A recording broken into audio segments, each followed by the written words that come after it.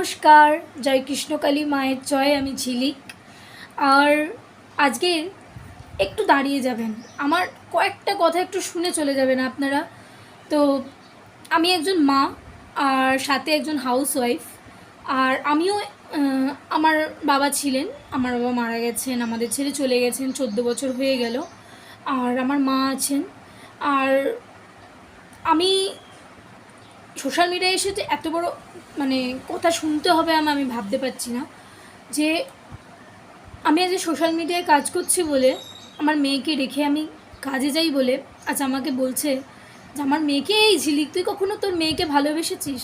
আপনারাই বলুন, এর উত্তরটাই আমি কী দেবো, কী বলা উচিত এরম মানুষকে? আপনারাই বলুন। তার নাকি এবার 3-3টে সন্তান।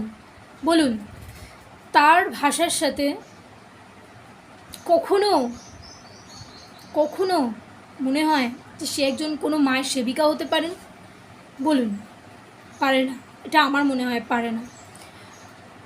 সন্তানের জন্ম দিলেই কি বাইরে কাজ করতে যাওয়া যায় না? যাওয়া যায়। আজকে আমার মেয়ের বয়স মোটামুটি ও 5-এ পড়ে।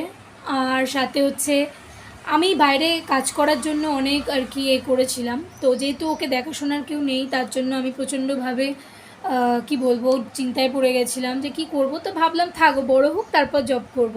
তাই ইউটিউব চ্যানেলটা খুলেছি। তো এখান থেকে আমি এখনও অবধি কোনো আর্ন করতে পারিনি, এখনও অবধি কোনো আর্ন আমার আসেনি। তো এটা তো সত্যি কথা, কিছু কিছু মানুষ জানে আমার আর্ন হয়নি, তারা দেখেছে। আর সত্যি কথা বলতে আজকে শুধুমাত্র কৃষ্ণকালী মায়ের মন্দির যখন যাই, ওকে আমি ওর বাবার কাছে রেখে দিয়ে যাই। আর ওর বাবার কাছে, আর একটা বাচ্চা তার বাবা মার কাছেই খুব ভালো থাকতে পারে, তাই না বলুন? কারণ খুব কাছ থেকে তার বাবা মাকে চেনে, ছোটো থেকে জানে। তো সেখান থেকে আজকে আমি যখন মন্দিরে যাই, ওকে রেখে আমি একটা ভিডিওতে বলেছি এই ভণ্ড সেবিকাটা আমার মেয়েকে নিয়ে বাজে কথা বলেছে। তার সাথে আমার বাবা মাকে তো বলেইছে, এবং আমি মোটা কি আমি হাঁপানি রোগ আছে, ওকে এই ধরনের কথাগুলো আমাকে বলা হয়েছে। আপনারাই বলুন, এই ধরনের কথা বলাটা কি উচিত একজন মা হিসেবে? যেখানে তোমার আমার ঝগড়া হচ্ছে, এখানে সন্তান এলো কোথা থেকে? এখানে আমার মা বাবাটাই বা এলো কোথা থেকে? কই, আমি তো এর আগে ওর বাবা মা তুলে কথা বলিনি, একটা ভিডিও দেখাতে পারবে না, কিন্তু আজ তুললাম। শোন, আমি তোর বাবার খেয়ে বড় হইনি, বা তোর বাবার খেয়ে মোটা হইনি, বা আমি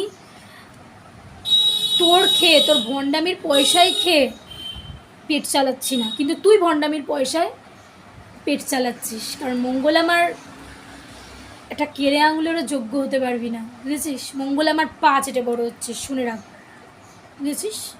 জয় কৃষ্ণকালী মা।